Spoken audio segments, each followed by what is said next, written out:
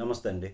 జగన్మోహన్ రెడ్డి గారు నరేంద్ర మోడీ గారిని వ్యక్తిగతంగా ఎప్పుడు విమర్శించలేదు. విమర్శలు చేసినట్లు కూడా వినలేదు.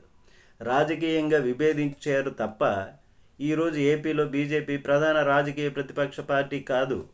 ఆ విధంగా లేదు.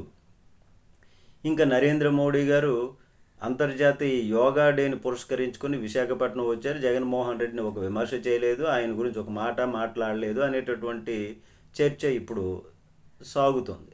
అసలు ఎన్నికల సమయంలోనే నరేంద్ర మోడీ గారు జగన్మోహన్ రెడ్డి గారి గురించి మాట్లాడలేదు. అప్పుడు పొత్తులో టీడీపీతో ఉన్నప్పటికీ కూడా చిన్నది తప్ప.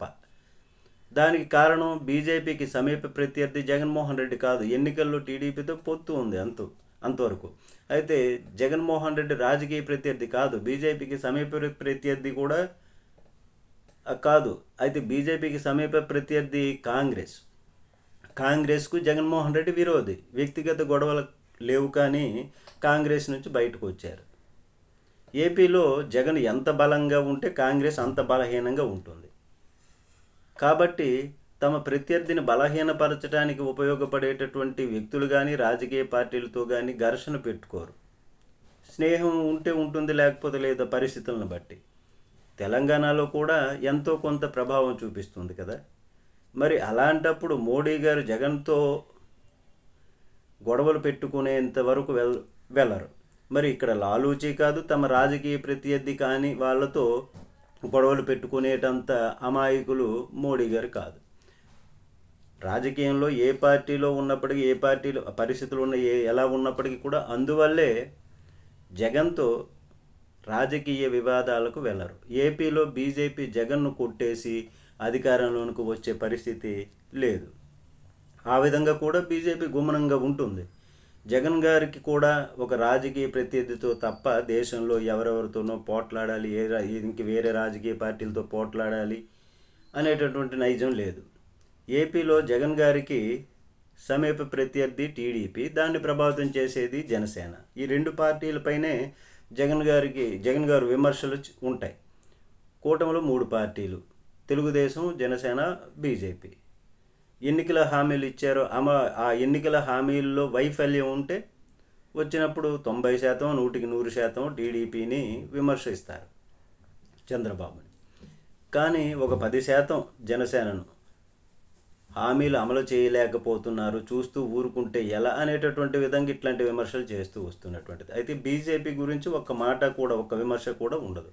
బీజేపీ అంటే భయపడో లేదంటే లాలూచనో ఇవేమీ కారణాలు కావండి. రాజకీయ సమీప ప్రత్యర్థి బీజేపీ కాదు.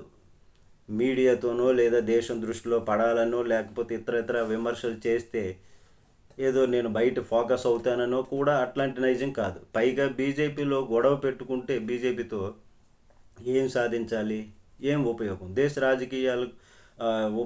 దేశ రాజకీయాల్లో ఏమైనా ఆయన ఉన్నాడా? ఉంటే పాత్ర పోషిస్తే అప్పుడు ఏమైనా విమర్శలు చేస్తే దానికి. కానీ జగన్మోహన్ రెడ్డి గారు 5 ఏళ్ళు ముఖ్యమంత్రిగా ఉన్నప్పుడు పొలైట్గా, హుందాగా, ఒక స్నేహపూరితంగా వ్యవహరించారు. దానివలన ఎంతో ఉపయోగపడింది. ఎందుకు? కొన్ని వెసులుబాట్లు వస్తాయి. తగాదాలు పెట్టుకోవడం ఈజీనే, కానీ ఆయనకి మంచిది కాదు, ఆయనకి మంచిది కాదు, అసలు రాష్ట్రానికి మంచిదే కాదు. మరి 2014-19 వరకు టీడీపీ బీజేపీతో ఉంది కదా. వాళ్ళు సాధించలేనటువంటి అనేకమైనటువంటి అంశాలు జగన్మోహన్ రెడ్డి గారు సాధించారు. బీజేపీలో లేకుండా హుందాగా, పొలైట్గా, రాజకీయంగా ఆలోచిస్తే ఇట్లానే వ్యవహరించాలి, ఇట్లానే చేయాలి. కొట్లాటలకు పోవడం వల్ల కొన్ని ప్రయోజనాలు పోతాయి, ఉపయోగం ఏముంది? ఇప్పుడు ఆ విధంగా పొలైట్గా ఉండటం వలన ఎన్నో ప్రయోజనాలు సాధించారు. ఇళ్ల పట్టాలు ఉన్నాయి. యూపీలోనే 30 లక్షల వరకు కూడా లేవు. ఏపీలో 25 నుంచి 30 లక్షల వరకు కూడా ఇళ్ల పట్టాలు ఇవ్వగలిగారు. పోలవరానికి 12 లక్షల కోట్లు అడాక్ అమౌంట్ ఇవ్వడానికి సిద్ధపడ్డారు. మరి 2014-2019లో చంద్రబాబు నాయుడు గారు ముఖ్యమంత్రిగా ఉన్నప్పుడు, బీజేపీతో కలిసి ఉన్నప్పుడు ఆయన సాధించలేనటువంటిది 10,000 కోట్ల రూపాయలు ఆర్థిక లోటుని సాధించుకోగలిగారు.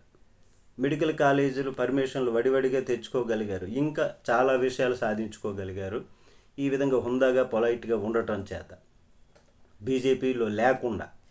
మరి ఇవన్నీ చూసినప్పుడు మోడీ గారితో ఆయన వ్యవహరించినటువంటి తీరు రాష్ట్రానికి లాభం చేకూర్చింది కదా. కాబట్టి రాజకీయ ప్రత్యర్థి కాని వారితో పోట్లాడడం జగన్ నైజం కాదు.